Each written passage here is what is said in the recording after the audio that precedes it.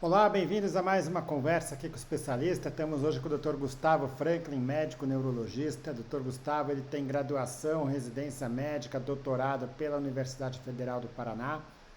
Ele é professor adjunto da Universidade Federal do Paraná e professor da PUC do Paraná. Então, primeiramente, Gustavo, bem-vindo, obrigado pela sua disponibilidade. E a ideia é estar discutindo com você a respeito dos distúrbios do sono na doença de Parkinson. Ótimo, obrigado pelo convite, estar aqui mais uma vez com você, discutindo assuntos muito pertinentes, trazendo informação de qualidade. Muito obrigado pelo convite. Ótimo. Bom, para começar, os problemas de sono eles são comuns na população em geral e talvez mais comuns ainda na doença de Parkinson, né? Não é porque eles são normais que eles devem ser normalizados ou negligenciados, né? Então, primeira coisa, qual que é o impacto dos transtornos do sono na qualidade de vida e na evolução da doença de Parkinson? Os distúrbios do sono na doença de Parkinson são mais comuns do que na população em geral. E eles podem existir de várias formas.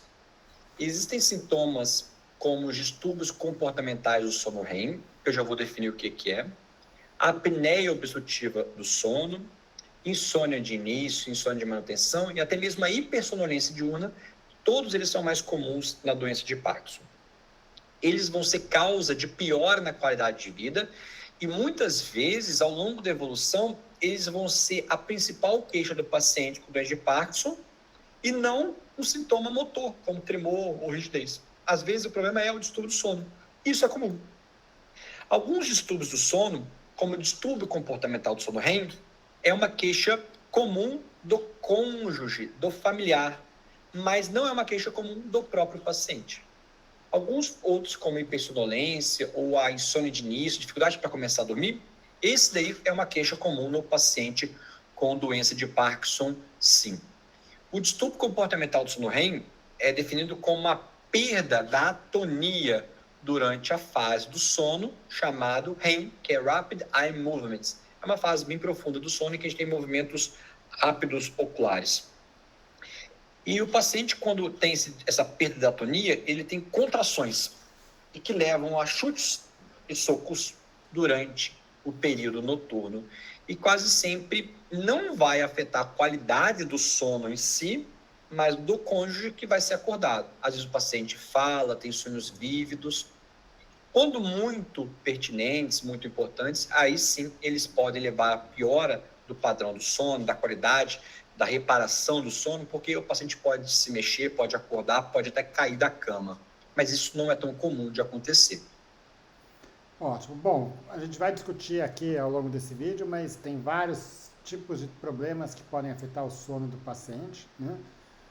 Você já entrou num específico que é o distúrbio comportamental do sono REM, né? Esse talvez seja o mais específico do Parkinson, ou seja, um problema que é pouco comum em outras condições além do Parkinson, né? E que basicamente está associado a um sonho vivido, vamos dizer, aquele sonho que a pessoa está reagindo a ele, não está ali parada só sonhando, né? Às vezes rindo, alguma coisa que é comum. Ah, Esse seria o problema mais comum de sono. O transtorno comportamental do sono REM, você disse que é uma queixa muito mais de familiares do que do próprio paciente, mas no fundo ele afeta a qualidade de sono do paciente?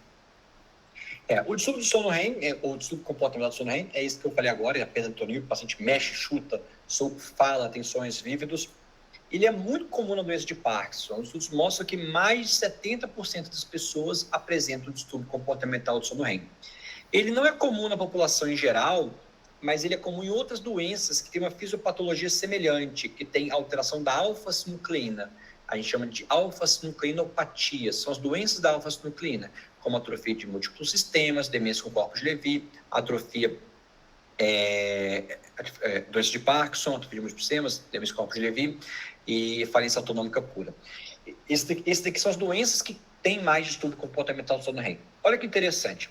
Esse é um distúrbio, então o paciente vai ter movimentos, sonha, ele vai se iniciar anos ou décadas antes do paciente com doença de Parkinson ter os movimentos motores, alteração do distúrbio motor, rigidez, lentidão, antes, e com certeza antes de vir ainda, a gente não vai ser possível de levar a um diagnóstico da doença de Parkinson. E quando presente, ele pode ser leve. Às vezes o paciente dando pequenos sustos à noite, e aí quem está do lado dormindo vai se incomodar.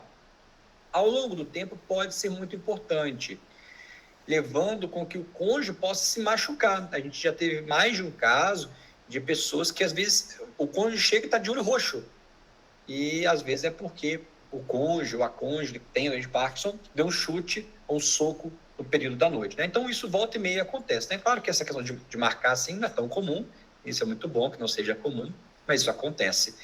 E pode também levar o paciente a cair da cama, levando às vezes a necessidade da gente colocar uma barreira ou colocar a cama perto da parede, por exemplo. Aí quando isso acontece, a gente precisa tratar. E o tratamento, ele é múltiplo, quase sempre com remédio.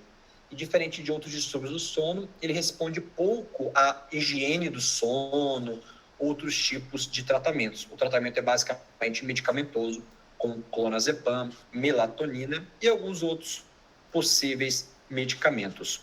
Mas quando o paciente tem distúrbio comportamental do sono REM, principalmente nesse início, como ele está numa fase profunda do sono, não necessariamente ele vai ter perda dessa sensação de reparação do sono, porque ele acontece numa fase em que o paciente já se aprofundou no sono.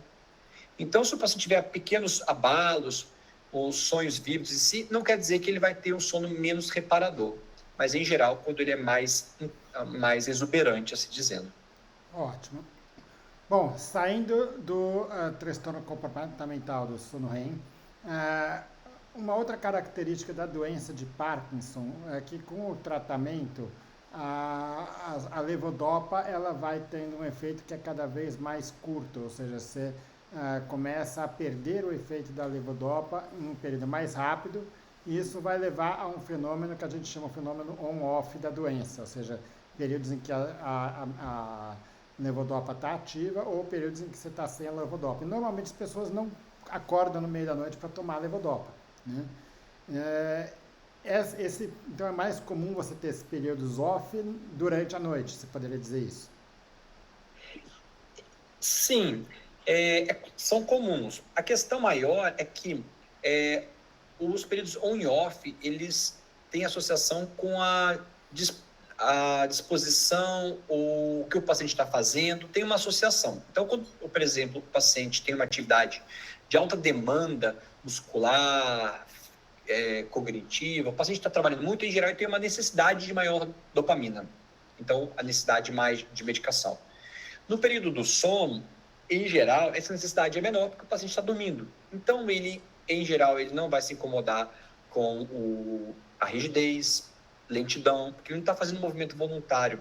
E o tremor, ele tende a parar quando o paciente está dormindo.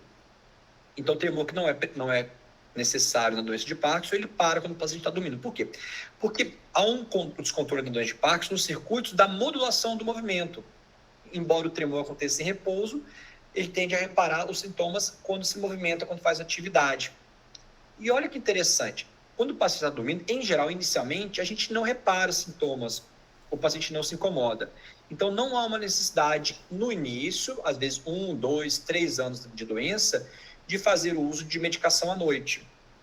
Ao longo do tempo, outros sintomas não motores começam a dar sinais, geralmente depois disso, 4, 5 anos. E o paciente começa a experimentar sintomas associados a essa rigidez, apresentando dor noturna, contrações anormais, como cãibras, durante o período da noite, que são exatamente devido à falta da dopamina no período noturno. Para a gente tentar controlar isso, a gente utiliza medicações que têm uma liberação um pouco mais prolongada, formulações de levodopa, como o Prolopa HBS, que duram um pouquinho mais, ou então usar outros medicamentos, como agonistas dopaminérgicos, outras classes, para tentar fazer com que o paciente não fique desprotegido de dopamina no período da noite, porque sim, ele pode ter sintomas à noite. Tá ótimo. E outra coisa, eu não sei o que você deve dizer sobre isso, é que normalmente as pessoas se mexem à noite, né? As pessoas mudam de posição durante a noite. Isso daí não atrapalharia o sono do paciente com Parkinson? Atrapalha. E o movimentar-se à noite, em geral, o paciente tende a incomodar pouco com isso, mas ao longo do tempo ele também. A gente chama isso de rigidez noturna. O paciente ele começa a ter dificuldade para se mexer na própria cama. Quando ele tem que levantar da cama para fazer xixi, extremamente comum em qualquer pessoa levantar 1 ou 2 vezes para fazer xixi, no idoso tende a ser mais comum ainda, essa pessoa sente ainda mais dificuldade, é uma acinesia noturna. O paciente então tem dificuldade para se movimentar, fica rígido, levando a essa necessidade de utilizar medicamentos no período da noite. Então o paciente dificulta para ele mexer, dificulta quando tem que levantar e ainda experimenta sintomas não motores como dor, cãibras, etc. Sem dúvidas, isso agrega a perda da qualidade de vida no paciente que tem doença de Parkinson no período noturno, absolutamente. Ótimo. Então, são alguns sinais que, vamos dizer, a falta da dopamina durante a noite pode afetar e aí manejar um tratamento medicamentoso. É importante estar levando isso para o neurologista, né? E aí você já entrou numa questão que era a minha próxima pergunta, que é a questão do hábito urinário, a noctúria, né? Então, a noctúria é uma condição em que a pessoa acorda 2 ou mais vezes durante a noite para ir urinar, né? E as doenças neurológicas, elas podem estar associadas a uma condição que é uma bexiga hiperativa, uma bexiga que se contrai mais e que faz com que a pessoa precise ir mais no banheiro, tem uma urgência miccional, né? Esse é um problema comum relacionado, quer dizer, tem na população em geral, independente do Parkinson, mas o Parkinson de alguma forma contribui para isso? Com certeza. A gente sabe que existem alguns sintomas relacionados à senescência do aparelho geniturinário, então é comum que pessoas idosas vão mais ao banheiro, né? Isso é muito comum. Mas na doença de Parkinson, a gente tem fenômenos em que a gente tem maior retenção urinária, a gente tem outros fenômenos chamados desautonomia, então o paciente ele pode ter alteração do controle relacionado à urina, levando a dificuldade na hora que vai urinar e tendo urgência na hora que não quer urinar. Então, todos esses fenômenos, eles são mais comuns. Os estudos urogenitais na doença de Parkinson mostram que o paciente, quase sempre, ele fica com mais resíduo miccional, mostrando que a excreção da urina, ela é insuficiente ou inadequada, principalmente após 5 anos de doença. Então, o paciente, ele pode ter, depois desse tempo de doença, mais resíduo miccional, e pode ter também fenômenos desautonômicos. Associados a tudo aquilo que a gente falou, piora a qualidade de vida no período noturno, mas também durante o dia, porque isso pode acontecer. Tá ótimo. Bom, um outro problema, que na verdade é talvez o problema mais comum relacionado à qualidade do sono na população em geral, também é talvez mais comum no Parkinson, que é a insônia, né? Então, a insônia é a dificuldade para iniciar o sono ou para manter um sono, né? Que vai impactar na qualidade de vida, no sentido de sonolência diurna, num sono não reparador, né? De que forma que o Parkinson pode, vamos dizer, contribuir para a insônia, ou seja, fazer com que por que esses pacientes têm mais insônia do que a população em geral? Isso é uma verdade. Os pacientes com doença de Parkinson, eles aparentam ter uma maior dificuldade de iniciar o sono, a gente chama de sono inicial, mas também tem maior dificuldade de manter o sono. Manter o sono poderia ser por todos esses motivos que a gente citou agora, todos esses motivos. Na insônia de início, a gente pode ter também sintomas associados à dopamina, sintomas relacionados à dor, à rigidez, à percepção da própria rigidez. Quase sempre a gente vai usar medicamentos durante o dia, então no final do dia o paciente pode ter, no final da noite, já uma perda da ação dopaminérgica, levando a uma dificuldade para iniciar o sono. Então, todos esses fenômenos eles podem acontecer. A gente colocando isso em relações relacionadas a questões relacionadas à ansiedade, depressão, isso pode agregar ainda mais uma perda do sono. Agora, o paciente, quase sempre, ele vai desenvolver alteração do ciclo sono-vigília, seja por uma senescência natural ou devido até ao uso de medicamentos. Alguns medicamentos, como agonistas dopaminérgicos, até levodopa em algumas pessoas, pode dar sonolência diurna. e fazer com que esse paciente aumente a frequência de pequenos cochilos durante o dia. Associado a todos esses fenômenos, pode levar o paciente a ter uma piora do padrão de sono. Agora, o principal tratamento, sem dúvidas, vai ser associado à melhora da higiene do sono e à terapia cognitivo-comportamental, levando o paciente a compreender a questão do ciclo sono-vigília, a educar o paciente sobre os hábitos antes do período noturno. Tudo isso vai fazer parte para que a gente consiga tratar o paciente adequadamente. Isso, sem dúvidas, está associado à melhora do desfecho final, melhora do sono, globalmente. E isso, claro, a gente não está incluindo um outro padrão de sono anormal, que seria a apneia obstrutiva do sono, que agrega ainda mais complexidade ao tratamento e é muito mais comum na pessoa com doença de Parkinson do que na população geral. Ótimo. Bom, como você já começou a falar aqui, quer dizer, todos esses problemas de sono, a insônia talvez é o principal deles, mas todos os outros contribuem para uma insônia, né? E a insônia em si, ela vai levar a uma queixa fundamental, que é a sonolência diurna, né? Além disso, o Parkinson, ele vai o tratamento do Parkinson, então os medicamentos que são usados no tratamento também podem contribuir para essa sonolência diurna. E aí, você já citou que eles aumentam os cochilos diurnos, mas os cochilos diurnos também vão atrapalhar o sono durante a noite, né? Então, como é que você conduz esses pacientes com sonolência diurna? Eles vão tirar mais cochilos, alterar a medicação, não é para descansar durante o dia? Como é que você recomenda isso? Por isso que a gente fala em terapia cognitivo-comportamental. É fundamental a gente entender como que o paciente tem as atividades cotidianas. Ao longo do tempo, a gente precisa manejar isso adequadamente. E também a gente precisa educar o paciente em relação a tudo isso que você falou. Então, o paciente ele precisa adequar os horários de sono e vigília muito adequadamente, de alimentação, avaliando se existem gatilhos outros, às vezes como um excesso de carboidratos durante o período diurno, no almoço, por exemplo, que leva a uma hipotensão pós-prandial, leva a uma necessidade de cochilos diurnos, isso tudo contribui.